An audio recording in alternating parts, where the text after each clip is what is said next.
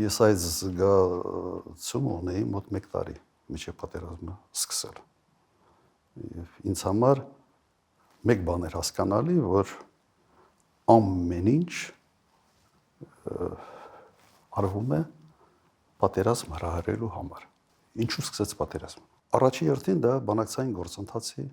ձախողումն էր։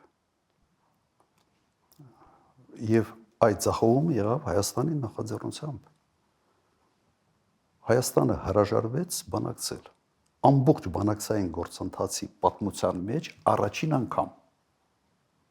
կոնֆլիկտի կողմերից մեկը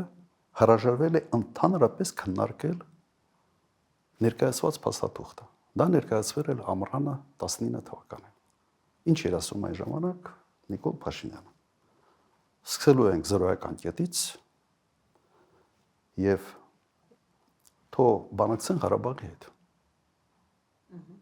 Տարբեր պատճառաբանությամբ։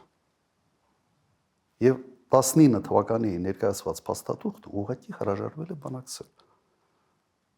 Ջնջելով մոտ 30 տարվա բանակցային գործընթաց։ Սա բերեց հետևյալի, որ կողմերի համար, միջազգային հանրության համար եւ Մինսկի խմբի համանախագահ երկրների համար Հայաստանը ամբողջ այդ process-ի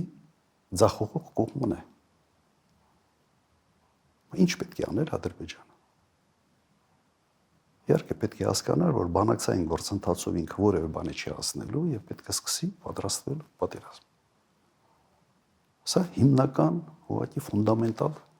պատճառն էր։